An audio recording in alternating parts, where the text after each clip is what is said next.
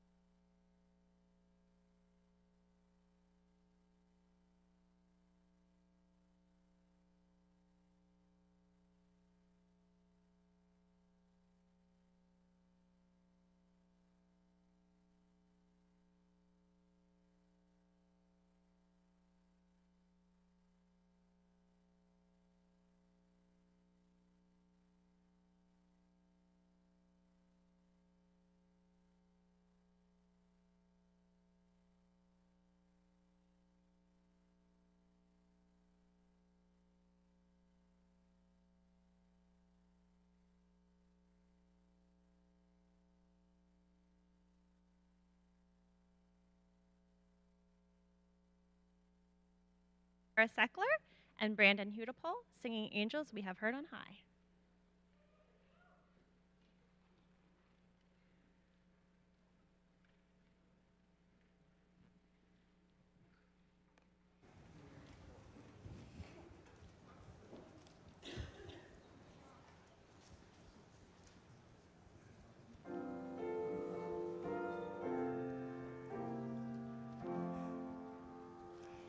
Angels we have heard on high, sweetly singing o'er plain, and the mountains in reply, echoing the joyous strain. Gloria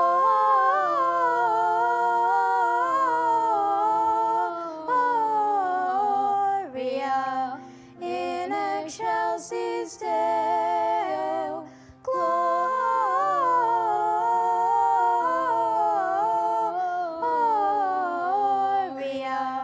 in excelsis Deo.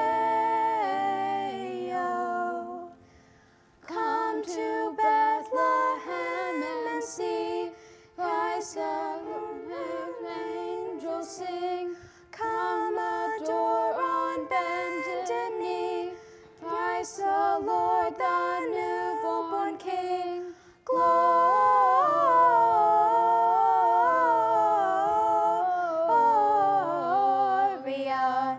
in excelsis Deo. Gloria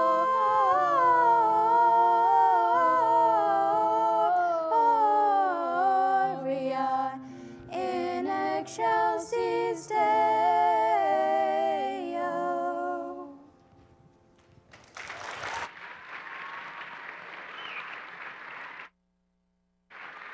Thank you. And next we have Lanie Walden, and she is going to perform Rockin' Around the Christmas Tree.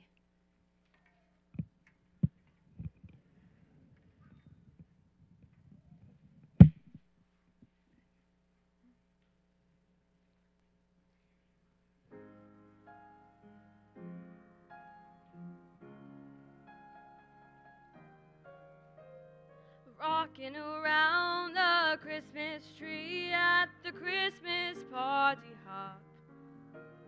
Mistletoe hung where you can see every couple tries to stop rocking around the Christmas tree. Let the Christmas spirit ring. Later we'll have some pumpkin pie and we'll do some caroling.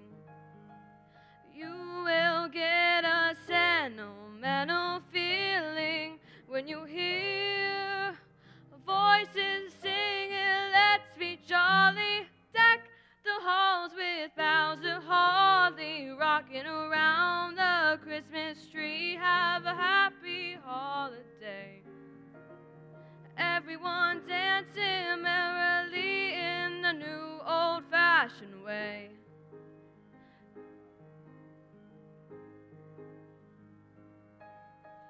You will get a sentimental feeling when you hear voices singing, let's be jolly. Deck the halls with boughs of holly, rocking around the Christmas tree. Have a happy holiday.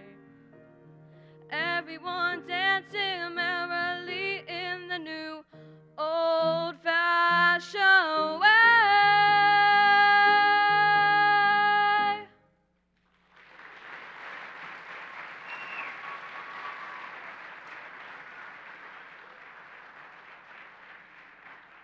Thank you, Lanie. All right, next we have Colin Fowler, and he's going to play Frosty the Snowman.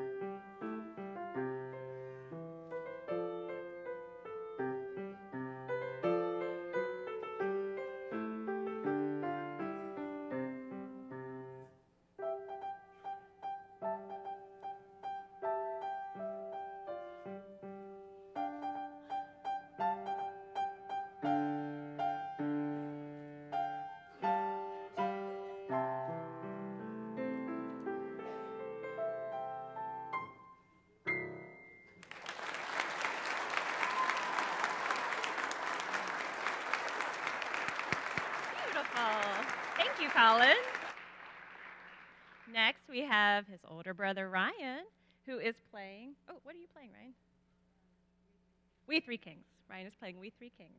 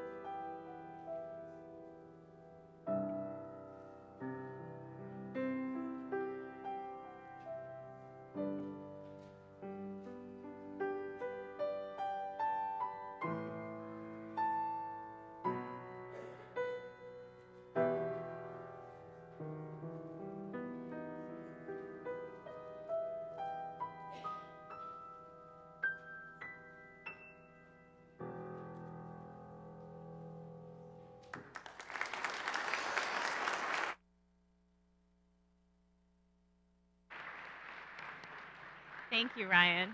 And finally, for our prelude music this evening, Danielle Halterman is going to be singing Winter Wonderland.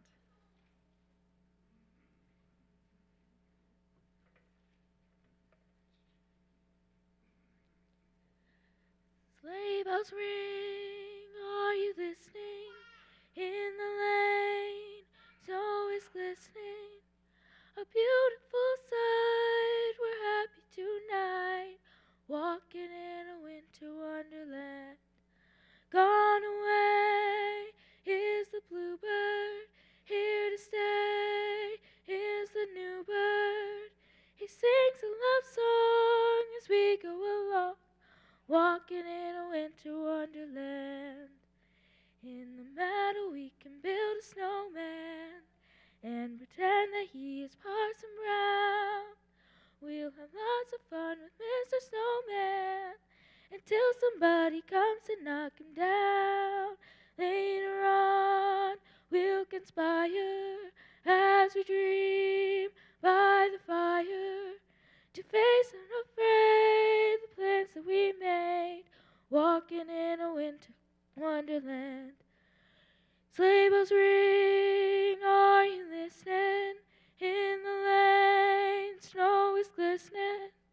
A beautiful sight, we're happy tonight, walking in a winter wonderland. Gone away is the bluebird, here to stay is the new bird. He's singing a song as we go along, walking in a winter wonderland. In the meadow we can build a snowman and pretend that he is the circus clown. We'll have lots of fun with Mr. Snowman until somebody comes to knock him down. When it snows, ain't it pretty?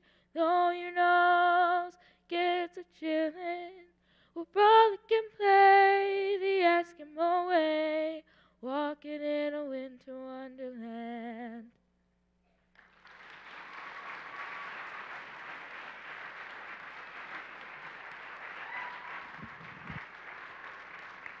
Thank you, Danielle.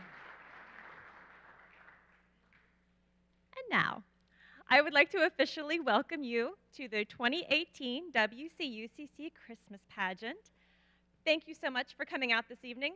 This cast has worked so hard, and it has been a lot of fun, but it has been a lot of hard work, and I am so proud of each and every one of them.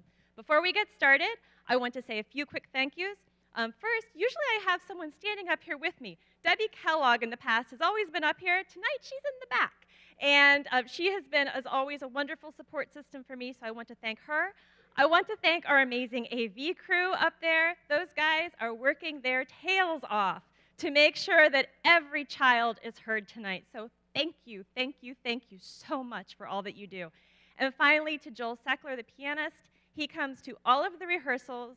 He has endless patience, and he is a very, very supportive person. So I am so grateful for all of you, for all that you have done to make this easier on me and the rest of the cast. Tonight, at the end of the show, our carolers, who you will soon meet, will be taking a donation.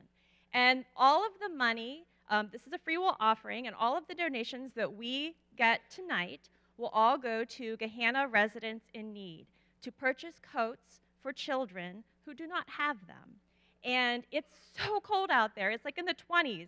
And just imagine what that would be like to go through the whole winter without a warm coat. So please consider dropping $1 or $2 in those baskets this evening so you can make a child feel that warmth throughout the winter season. So with all of that, we're going to get this show started, and we're going to start with our darling cherub choir. They're going to sing This Little Light of Mine.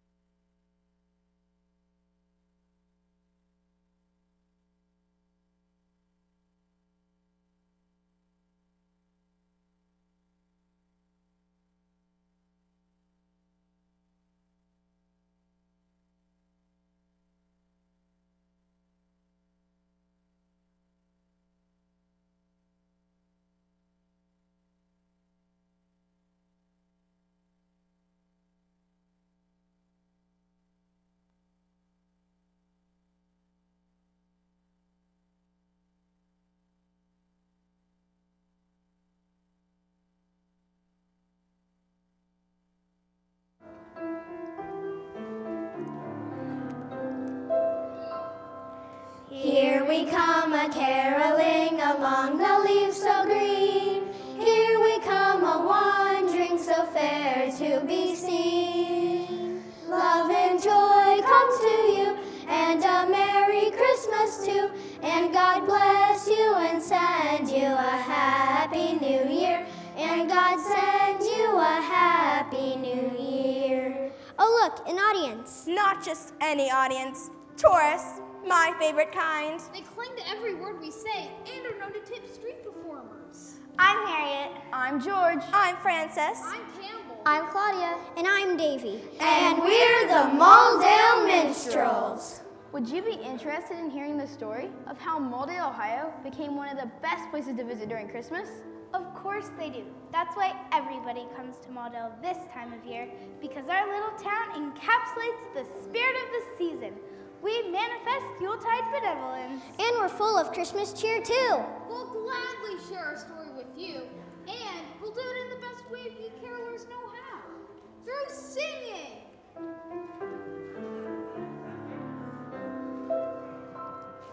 Small and unassuming, a town that no one knew, soon became renowned for goodness and virtue. In Mulldale, Ohio, in a time not long ago, the true meaning of Christmas was forever revealed. The true meaning of Christmas was revealed. But let's backtrack a little, shall we? It all just started here, on the corner of Lincoln and Vine, at a coffee shop called June's Kitchen. The best place in town for breakfast. The only place in town for breakfast. The owner, Junie, had been waiting tables that morning. Just like she is every morning. When the bell announced the arrival of her Saturday morning regulars. Oh, good morning, Holly. How are you today? I couldn't be better. And isn't it a wonderful snowfall we had overnight? That whole town, it just looks like a picture postcard. It sure does, doesn't it? Who'd want a postcard from this place? Somebody who's lost and can't find their way out, that's who. Good morning, Ivy. What can I get you ladies this morning? French toast and coffee, please. I'll have a coffee in a clean cup if that's not too much to ask. Sure, Ivy. Junie had once served Ivy a cup of coffee with lipstick on the rim. 8 years ago. She never forgot it. She never forgets anything. Morning, Miss Holly. Morning, Miss Ivy. That's Junie's daughter, Gracie. She loves playing kickball, baking cookies, and most of all, She loves traditions. Only 24 days until Christmas. There's so much to do. We have to bake cookies and wrap presents and hang up the lights and find a tree and go caroling and watch every single Christmas movie. Doesn't it all just sound like so much fun? Doesn't that all sound completely exhausting? Oh, I just love Christmas. Yay! Gracie was up to something. She had caught an emergency friend group meeting that morning, and the first to arrive was her very best friend, Gavin. Gavin, you're here. I had a choice. Oh, come on. I'm just glad you remembered. Well, yeah, you put a reminder on my calendar, you texted me twice, and you tagged me on a picture of a rooster and wrote cock-a-doodle-doo, wakey wakey, see you soon. Not gonna lie, I was scared what you would do if I didn't show up. I promise you won't regret it. I'll explain everything when the others get here. Oh, look, here they come now. Next for their friends, Penny.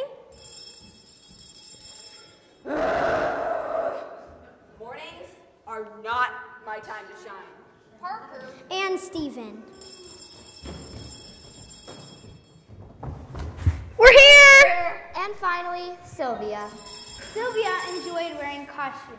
It started out with Disney characters when she was little, and she branched out to historical figures as she got older. Oh, good morning, Sylvia. What is the outfit today? Marie Antoinette, pre-guillotine. Thank you, everyone, for meeting me here this morning. I have a huge announcement to make. Ooh, you're finally getting your ears pierced? You're finally gonna admit that I'm a better kickball player than you? You've got new friends and we can all go home, back to bed. No, and definitely no. Aw. You know what? I'm not going to tell you. Mary Malone and Lena Brightar. Aren't those two morning show ladies who are always laughing and drinking coffee? At least, I hope they're drinking coffee. Yep, those are the ones. Mom, is it okay if I turn on the TV? Oh, of course, dear. Go ahead. My, I just wonder about kids these days. It seems like they've always got their faces in front of screens. Do you think that's healthy for them? Who cares? If it keeps them quiet, it's good for my health.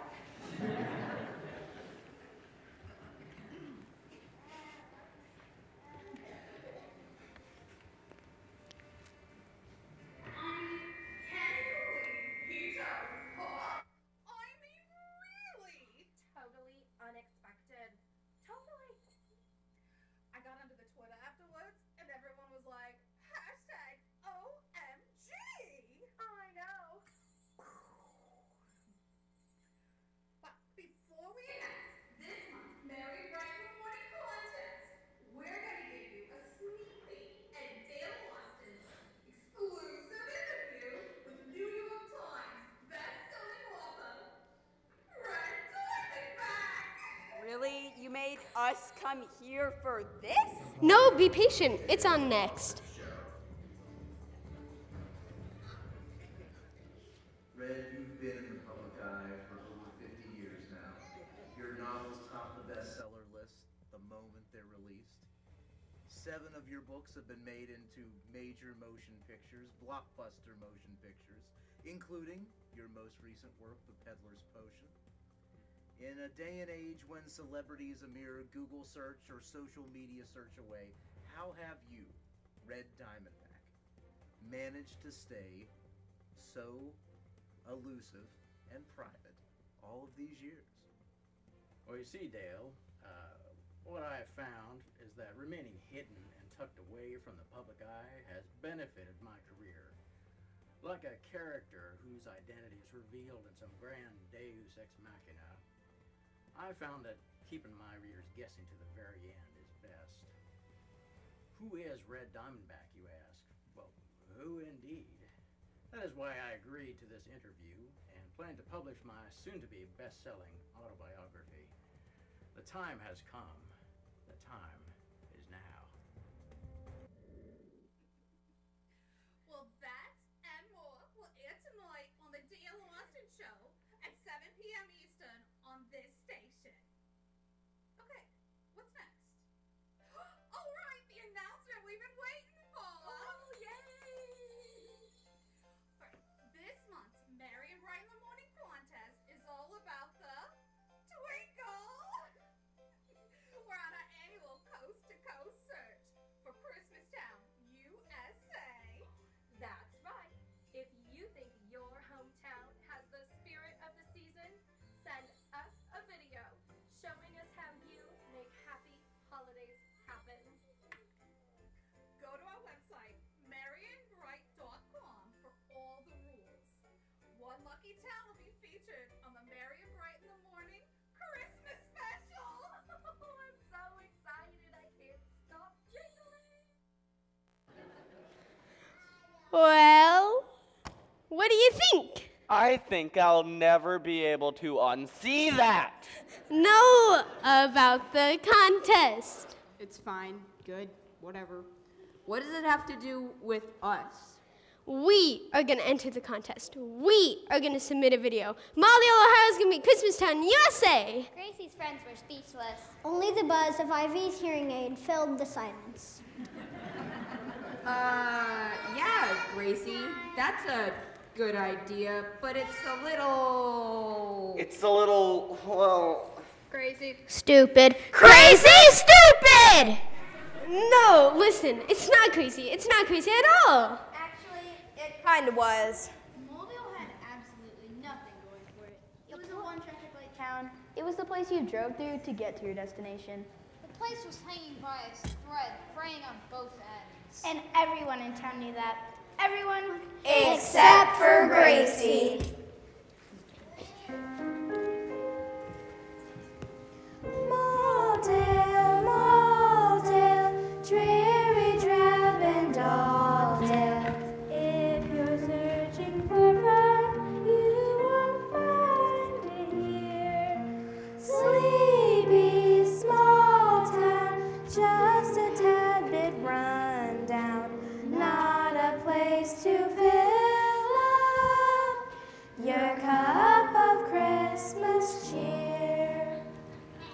Gracie, I gotta be honest with you. This will never work. It's like that one time you tried to have a flash mob in the middle school cafeteria.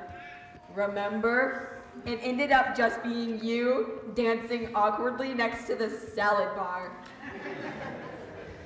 Or that time you tried to organize a community pep parade and it rained all afternoon. Oh yeah, the whole town smelled like wet dog. Look, I can't control the weather. I know Mulldale isn't exactly New York City, but I believe we have something special. We have Christmas spirit. We have twinkle. We have a bunch of empty buildings. Mulldale's like an old man's mouth. Every other tooth is missing. But it wasn't always that way. I have a picture to prove it. Gracie pulled out a yellow newspaper clipping and held it before their eyes. I was looking through my grandmother's cookbook one evening and I found this. It's an article about the store windows here in town. Listen, Dine on Vine is just one of many local businesses spreading Christmas cheer in this year's annual window display.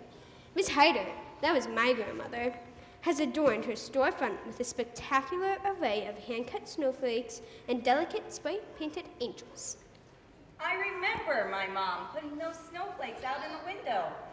And now that you mention it, I remember some of the other windows too. Like the hardware store window with the train that went around. And the 5 and 10 with those bright red candles in the windows. That was lovely. See? I knew it! But why did it all stop? Well, there used to be something so special. Now it's nothing. Well, times changed, and I guess Mulldale has changed. People just started to lose interest. But it was once a tradition, right? Not just any tradition. A Christmas tradition. Those are like the most important kind of all. The pastor at church is always saying how no one expected anything good to come out of Nazareth, yet Jesus is born. No one expects anything good to come out of Mulldale either. With good reason. But I know there's Christmas spirit here. I want to bring it back. We can bring it back. Together, we're going to bring on the twinkle. All we need to do is decorate a few store windows on Main Street, make a quick 60-second video, send it off to Mary and Bright in the morning, and bam, we're Christmastown, USA. Well, I think it's a marvelous idea. Mulldale could use a little cheering up. A little Christmas spirit and a few bulldozers. This town's a lost cause. Look, don't pay any attention to her. You kids work on cheering up Mulldale, and I'll work on cheering up that sister of mine. So, is everybody in? All right, sure. What could we possibly lose? Fine. Just, can I have some coffee first? I'm in. I'm in. Ha! Said it first. I'm in too. Yay! I've already contacted all the stores. Everyone's on board. I have 3 criteria for the windows. 1, they must look special. 2, they must look warm and welcoming. And 3, they must look cheerful. Everybody got it? And they were on their way. The plan was put into motion. The 6 friends paired off and headed out to their assignments, each with a box full of decorations. At the top of the list was Fred's Hardware. Although the store had changed hands over time, it was still the longest running business in Mulldale.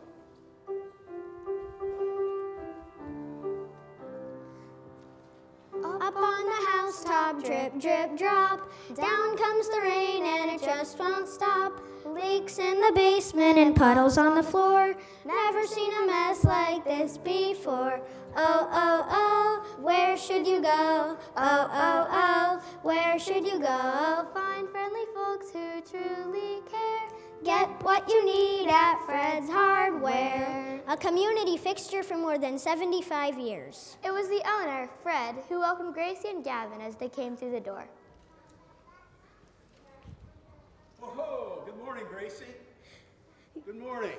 Good morning, Mr. Miller. We're here to make Fred's Hardware famous. You say what? We bought all the supplies that we need. Lights, garland, that sort of thing. But I feel like it needs something special. Well, special, speaking of specials, we got these snow shovels on special. Sweet, a shovel. It's not the Christmas decoration Mulldale wants, but it's the Christmas decoration Mulldale deserves. Wow. That's a good start. Can you think of anything else? Well, now, I wonder if we still have that electric train set we used to have down in the basement. We'd bring it up and put it out every Christmas. Everybody loved it. It's almost in perfect condition, at least the last I saw it, except for one little dent. And how it got that little dent is kind of a sweet story. Sentimental, you might say. What happened? Well, now, it all happened just a month or two after Mr. Bittner. Mr. Bittner was the first owner of this hardware store. Just a month or two after Mr. Bittner hung out his shingle and opened up for business. And so, Mr. Miller told them about the accident that occurred nearly 75 years ago. Hold it. As he did, Gracie and Gavin could imagine all of it happening right in front of them. Hold it. We're telling them the story of Gracie and her friends, and he's telling them the story of these people long ago. Isn't this going to confuse the audience? Are you kidding? It's 2018.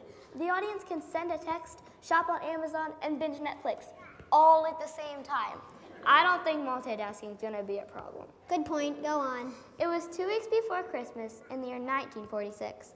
The biggest draw in town was the toy train in the hardware store window. Every day after school, boys and girls would pile in front and watch and wonder as the train rolled down the track. Sam, who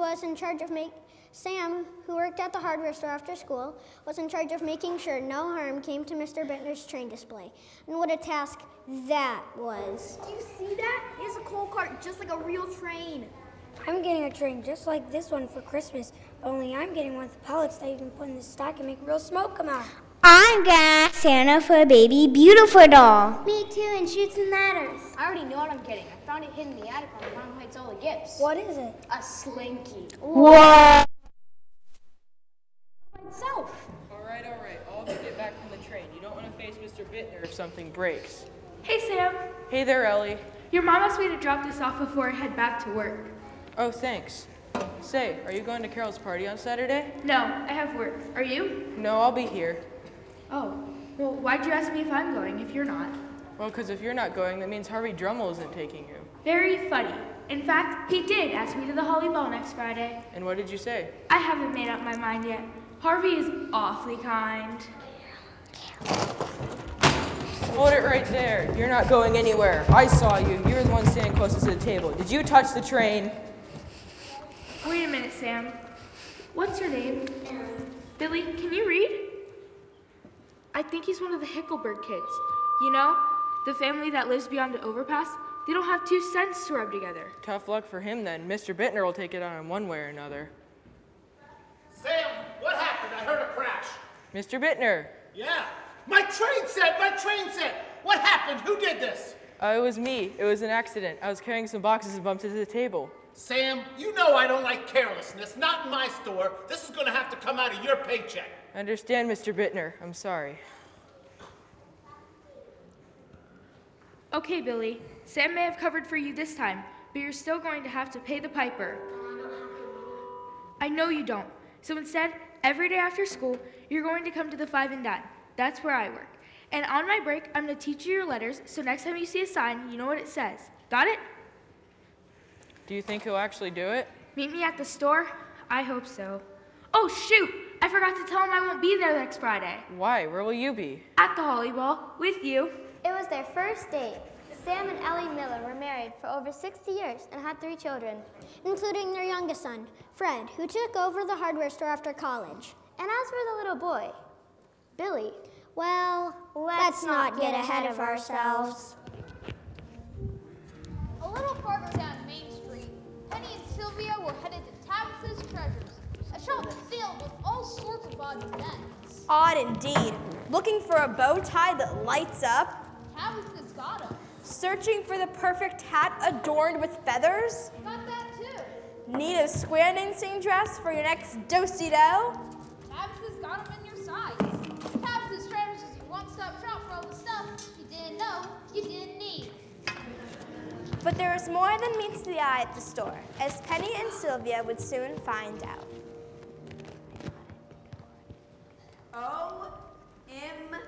OMG. This place looks like a garage sale.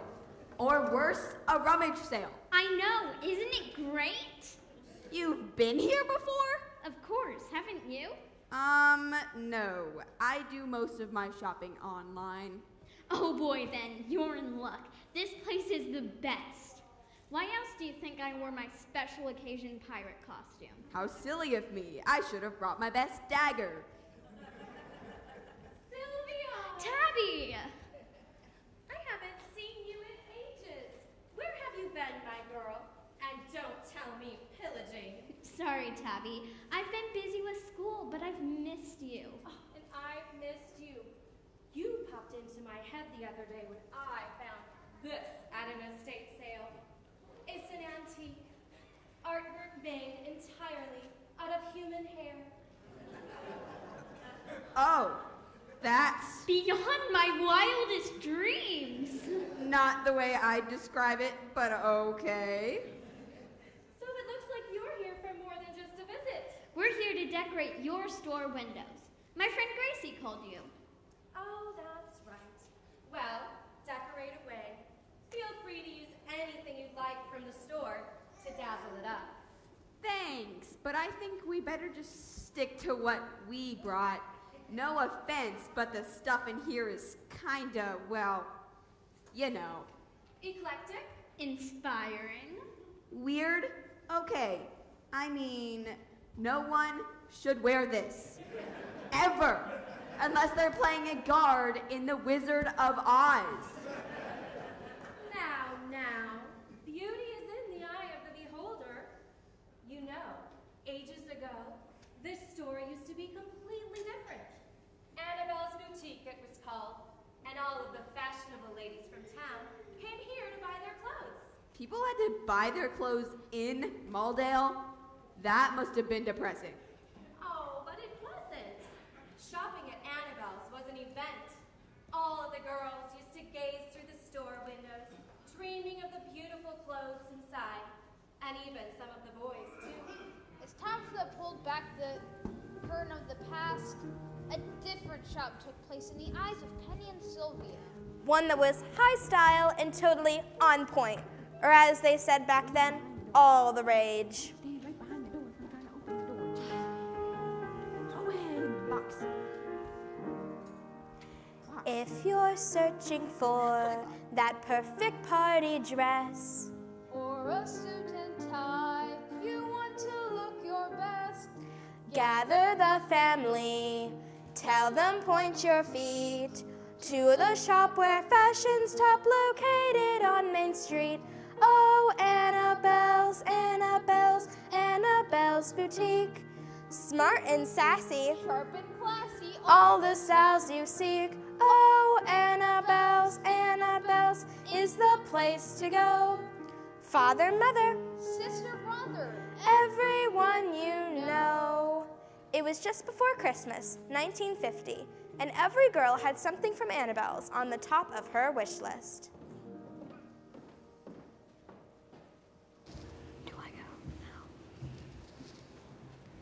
Come on, bye. We're gonna be late for dinner. Go ahead, tell Mom I'm right behind you. Hey Ruby, see that dress? Which one? The blue taffeta one, isn't it beautiful? Sure is. Wouldn't it be great to have something store-bought for a change? Oh, what am I saying? It would just be nice to have something that didn't belong to my 3 older sisters. Say, are you cold? Why didn't you bring your coat? It's not September anymore, you know. I'm fine, I just forgot it at home. Come on, let's go. As the temperatures dipped outside, the warm light in Annabelle's boutique cast a glow on the outside world, and people like Mrs. Richard Bristol enjoyed basking in that glow, even if it meant casting a shadow on everyone else. Oh, here you go, Annabelle. Those 10 names I promised you. Thank you so much. The thanks goes to you. Teachers were pleased as punch when they learned what you were planning to do. Breaks their heart to see the students come in day after day not properly dressed. Giving these kids coats for Christmas sure will make their day. Hey, Mom, Want to see a magic trick I learned? Just a minute, Walter. I can't take all the credit. If it wasn't for the generous donation of the Lions Club, we would never be able to pull this off. This card. Take a card. Any card. Well, that's all Jim Dandy, but the idea was yours, and the world needs more good ideas before all the bad ones take over, by gum. 3 of hearts. Rattlesnake. It is going to be a lovely night. I can just picture it. I'm going to shut down the shop an hour early, and the children are going to come and pick out coats, and we're going to have cookies and punch and music and even Santa Claus. I'm so sorry to interrupt, but did you say you're giving away your coats? Well, just a few of them. Mrs. Clark here got a list of some of the less fortunate children at the school, and they're going to come and we're going to have a party, and we're going to give them some coats. Nice. Do you know which coats in particular you plan on passing out? Oh, no. They're going to get to pick out whatever they want. I see. Perhaps we'll go elsewhere to look for Sandra and Donna Jean's winter coats.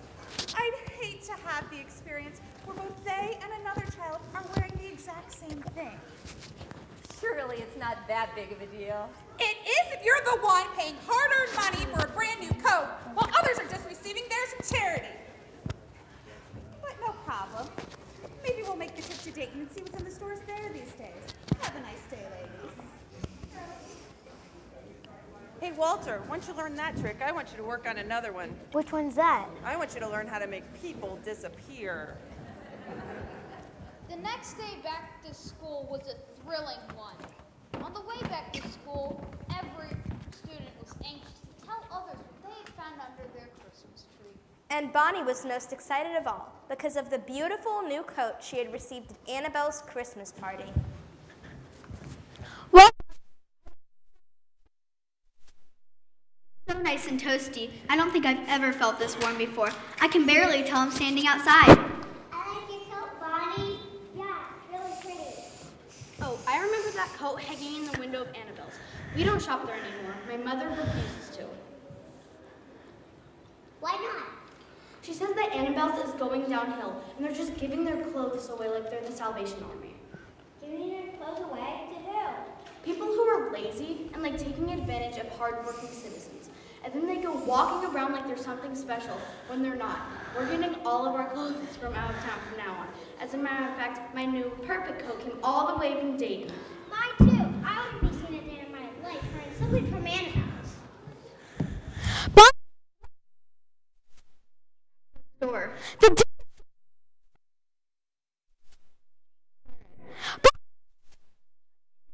If I show up to school with my old clothes on, they make fun of me. If I show up to school with something new, they make me feel bad about it. Everything I do is wrong. Well,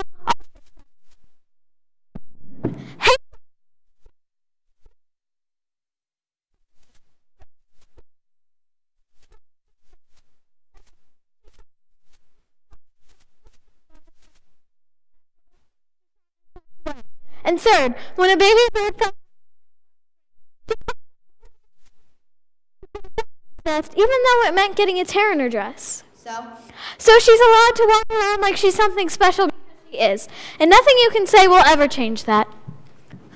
Bonnie, please, keep your coat. And don't ever let others make you feel bad about it. Hey, Bonnie, I know what will cheer you up. Want to see a magic trick? Okay.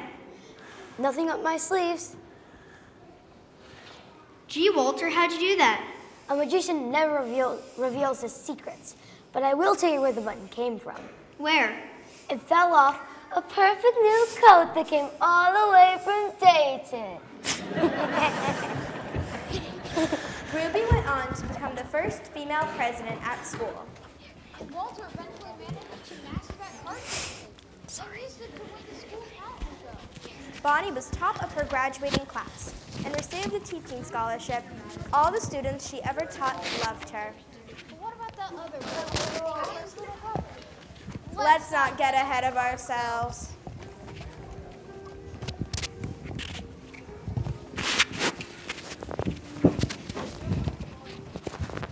Mulldale Public library. T.S. Eliot once said that the very existence of libraries affords the best evidence that we may yet have hope for the future of man. Even though the library is a little worn, a little musty and damp, and all the books in the children's section smell like goldfish crackers, it remained a generous community.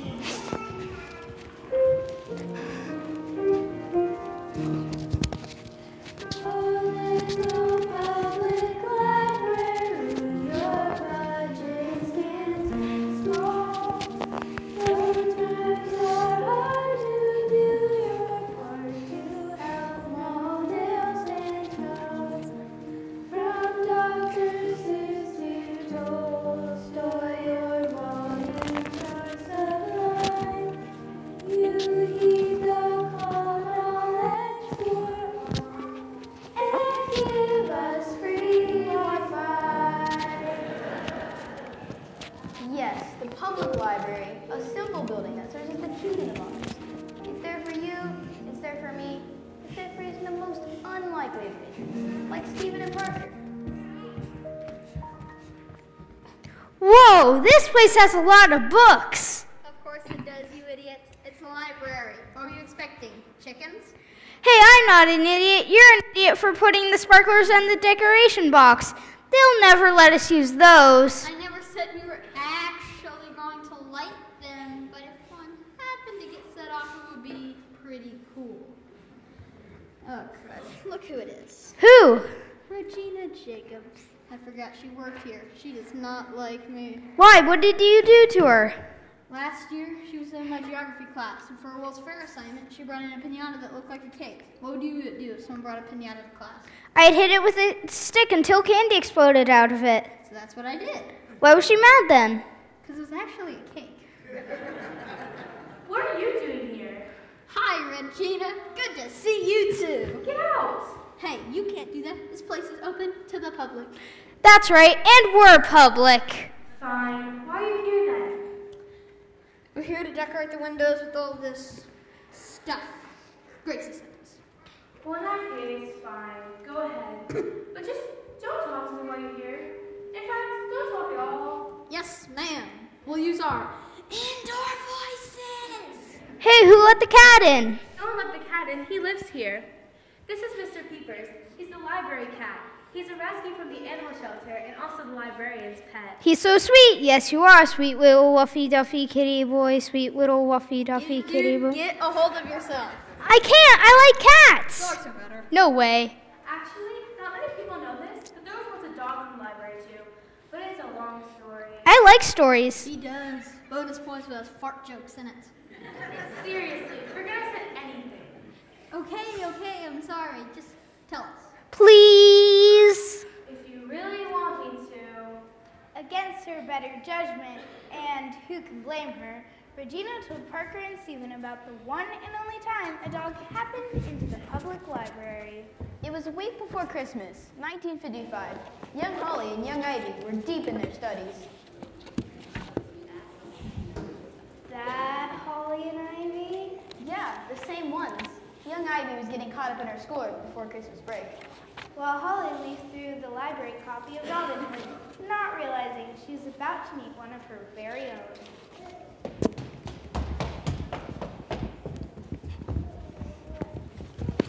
What are you doing? Hiding. Don't tell them you saw me. Don't tell who. I'm going to find the librarian. Get out of here. No, don't. Ivy, he has a dog. I see he has a dog, and dogs are not allowed in the library. Please, just this once. Help me out. I need to find a back way out of here. I know one. The story hour room has a door that leads to the outside. Hi, Ivy. Holly, we are not helping this miscreant. But I like dogs. Wait, what did you just call me?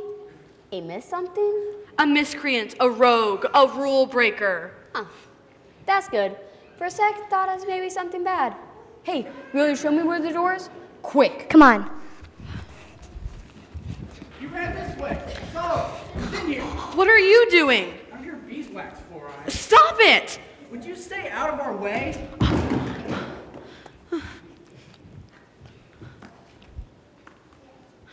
Put down Louisa May Alcott before I yell for the librarian.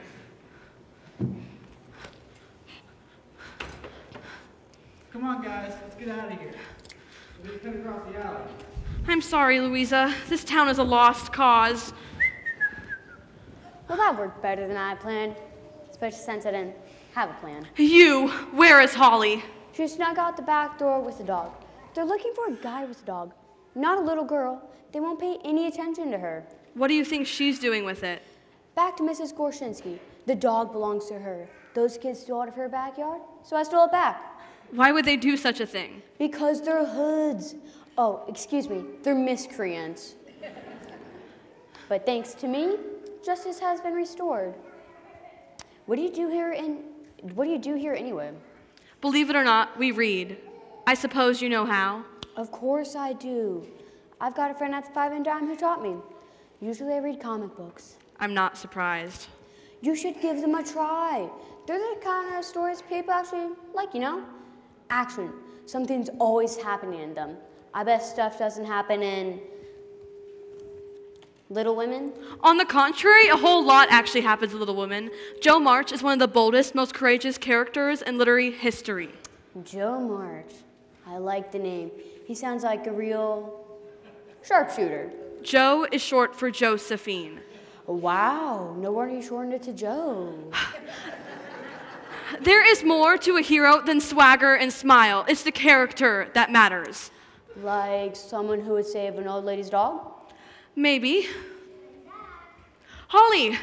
Hey, did you give Mrs. Gorshinsky her dog back? Uh-huh. Boy, was she glad. She wanted me to tell you thank you and to give you this. One of her kittens? Her cat had a whole litter of them in the basement. Gosh, that's nice of her, but Mommy is allergic. I guess I'll have to give it back. Don't! What? I'll like cats. I'll take her. I'll name her Mrs. Jingles, since it's almost Christmas. She's all yours. Thanks again for helping me out, and Merry Christmas. Merry Christmas. Oh, and just so you know. Yes? Cats aren't allowed in the library, miscreant.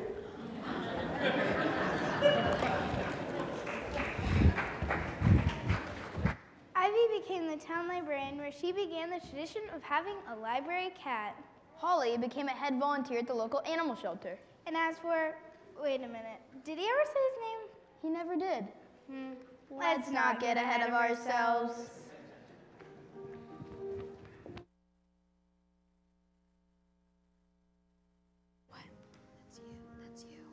By the end of the weekend, every business on Main Street had a decorated storefront window. Everyone was talking about it. People drove a little slower just to see the decorations in the windows.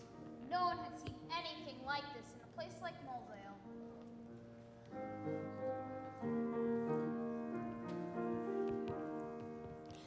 Jolly old town of Mulldale, what a sight to see. It's become the talk of town, quite remarkably. All the windows you will find dressed up on Main Street, spreading joy to one and all, a rare Christmas treat. The Merry and Bright in the Morning contest had come to a close, and Gracie invited her friends back to Junie's kitchen to hear the results. Come on, we're gonna miss it. Where's Sylvia? I don't know. She said she'd be here. And when the winner was announced, no one was surprised.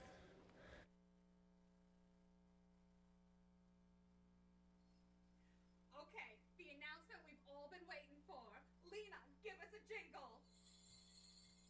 And this year's Christmas Town USA is Selins Grove, Pennsylvania.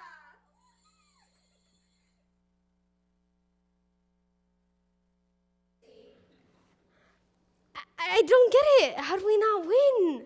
We were special. We were warm and welcoming. We were full of cheer. We were cheerful, weren't we? Warm, welcoming, cheerful. That sounds like us. My middle name, Cheerful all the way. I just don't get it. Am I late? Did I miss it? Whoa! For once, this might require an explanation. I was at rehearsal for my church Christmas pageant. I'm one of the shepherds. Don't worry, the beard is fake. That's a relief. So did we win? No, of course not. And not all of us are taking it so well. Poor Gracie. Let me go talk to her. Here, hold my beard. I'm sorry I'm late. I'm even more sorry things didn't work out. Oh, Sylvia, it's okay. Miss Ivy is right. This place is a lost cause. I think Miss Holly was the one that was right. All this place needed was a little Christmas spirit. And I even overheard some of the church ladies talking about putting out luminaries on Christmas Eve, just like they used to. Really? That's good to hear. Honestly, I just wanted to make things better. And you did. If you don't believe me, listen to our friends. So after all that, she kept the coat. And hopefully that snooty girl had hers ruined at the dry cleaners. At least I like to think that's how it happened. Kind of like how I like to imagine the little boy at the hardware store got a train of his own someday. One he could play with and not just look at. I hope it worked out for all of them. See, Gracie? It's like you lit a small candle in a dark room. Or it's like the Christmas story I'm performing in church. Jesus started out as a baby, just like everyone does. He was born in a simple, ordinary manger. But it's who he was that changed the world. He grew up and taught people how to be good and the right way to live, and how much God loves us. His life started out small, but he became the light of the world. And he gave people the greatest Christmas gift of all. What was that? Hope. That's what light does in the darkness. And that's the gift Jesus wants us to share with others. Gracie, guess what? We have an idea. And it's a good one, even if it's a little crazy. Stupid. Crazy stupid! We know there are more stories in Mulldale like the ones we heard today. People just need a time and place to share them. So, we're going to have a party. Really? Where? Right here at the diner. I've already agreed. And we can have music and singing. And cookies! And people can bring stories to share. And cookies! And we can charge an entrance fee, which will donate to a local cause. Please let there be cookies! The thing is, we need someone who can take charge, organize it to make it all happen. Who'd you have in mind? Oh, I don't know. Maybe someone cheerful? Someone special? Someone warm and welcoming. Okay, I'll do it.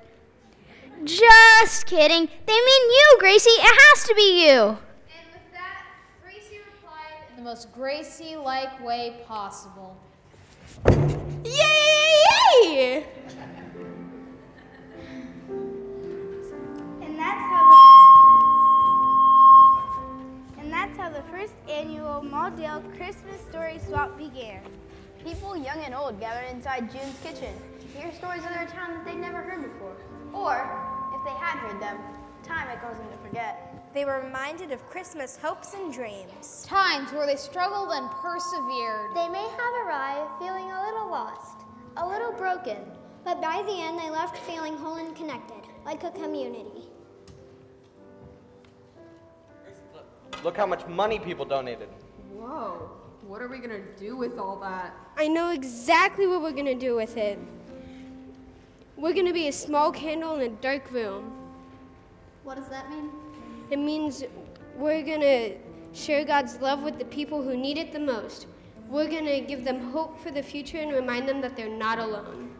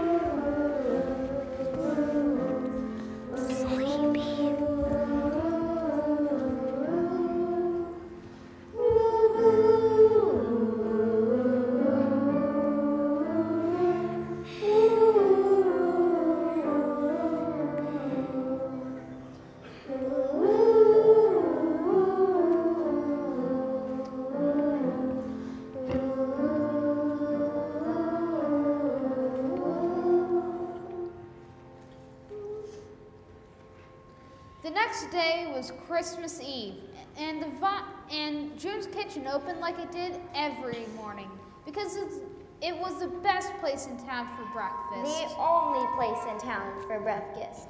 But it really is the best, too. The event had been a huge success. The friends were sleepy, but content. And Gracie was off the charts. Good morning. Hey, I have to hand it to you kids. You did it. I've never seen Mulldale this excited about Christmas. You know what this means, of course. It's gonna have to become a tradition. Only next year, it'll be bigger and better. We could have a parade and a tree lighting and carolers. Woo! And the kids can visit with Santa, and we could dress like elves. Not a problem. And we could have a living nativity with the Holy Family, and angels, and shepherds, and wise men. And pirates!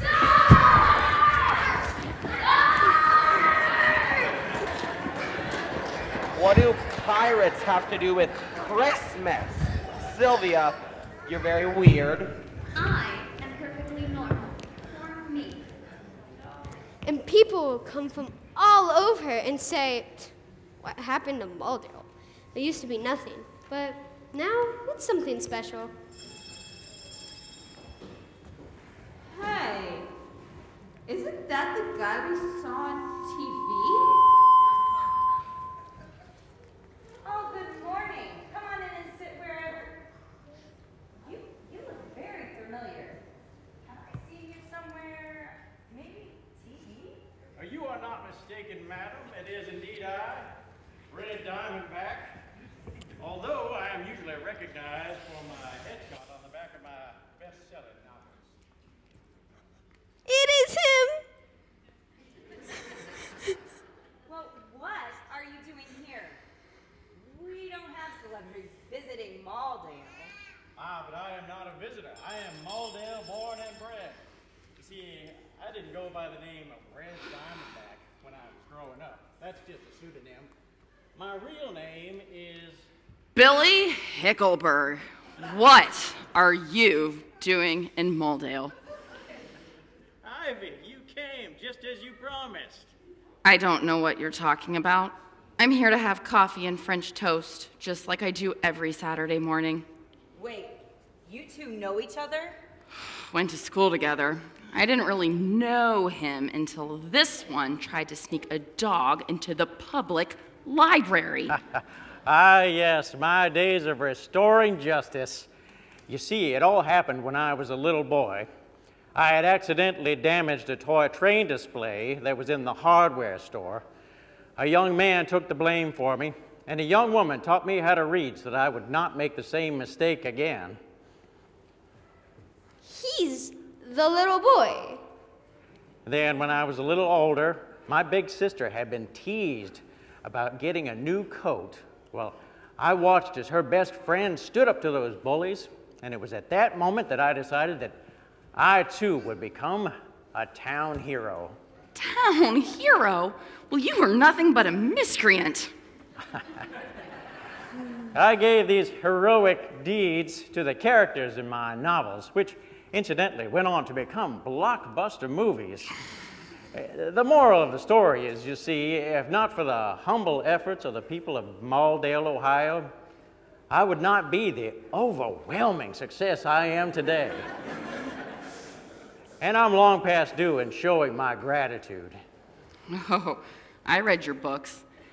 Every single one was dime store literary garbage. But there's no accounting for tastes these days. You still haven't explained what you're doing here, ruining my breakfast. Oh, well, you finally responded to the letters I've been writing you all these years. I did what? Let me see that. Oh, I'd know this handwriting anywhere. My sister wrote this. It wasn't you? Do I look like I dot my eyes with little hearts? Well, it doesn't matter who wrote it. All that matters is that we are here together. Ivy. Sweet, darling Ivy. Time has passed, but you remain the wild rose I remember. I'd rather take coffee than compliments just now, thank you. I remember that quote. Little Women, isn't it? I believe Amy said it. You've read it? I would read anything that you recommended. Well, I must admit, it's nice to have a man appreciate me for my brains rather than my beauty. Have a seat, Hickelberg. And finally, we can tell you how it all ended. Red Diamondback read a best-selling novel based on the town of Mulldale. Everyone who read it was inspired to bring Christmas joy into their own hometowns. Gracie and friends shared the spirit of hope, peace, love, and joy in Mulldale year after year. They may not have won the Christmastown USA contest, but they did have everything that mattered. And as for Ivy and Red Diamondback, I mean Billy Hickelberg. Ivy, my queen of the West, will you do me the honor of becoming the heroine of my next best-selling novel? Well, yippee-ki-yay. Let's not get ahead of ourselves. Merry Christmas, everyone.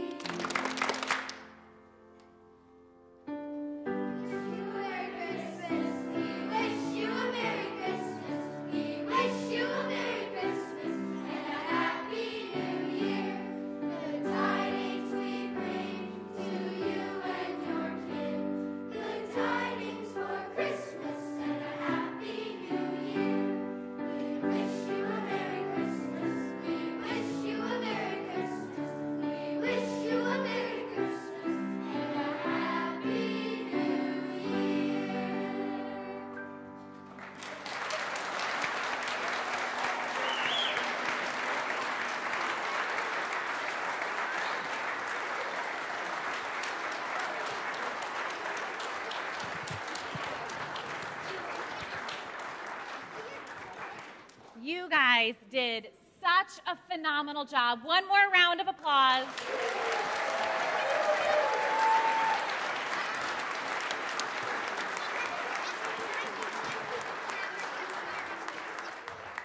We have some carolers who are going to be stationed, I think, in the narthex in the back of the sanctuary to collect any free will offering you'd like to give so that we can help children in need get some coats during this very cold winter.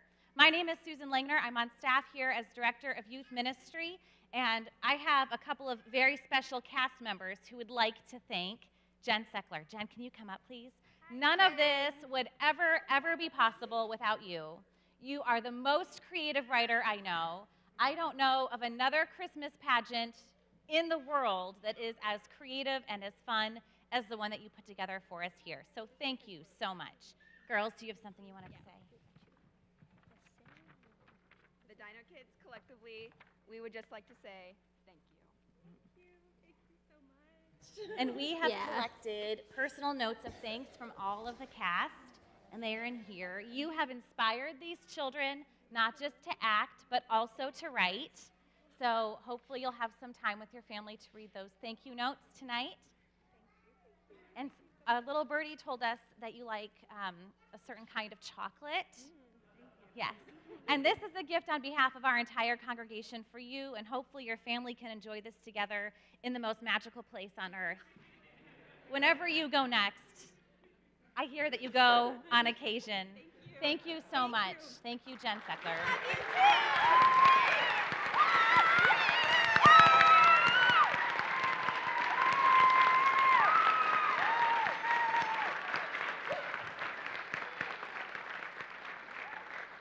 We have a tradition at Westerville Community United Church of Christ. This was not technically a worship service, but I heard a lot about Jesus, so we're going to say it counts. We end all of our services by standing and holding hands as we are able with those near us and singing the words that are on your screen, which are our benediction. And after that, I invite you all to our fellowship hall for a cast party for all of you. And for all of you, we're going to sugar you up and send you home.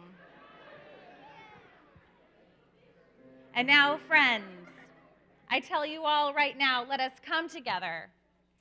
May the love of our Lord Jesus Christ, may the love of God and the fellowship of the Holy Spirit go with you wherever you go, and may you carry that light into the world.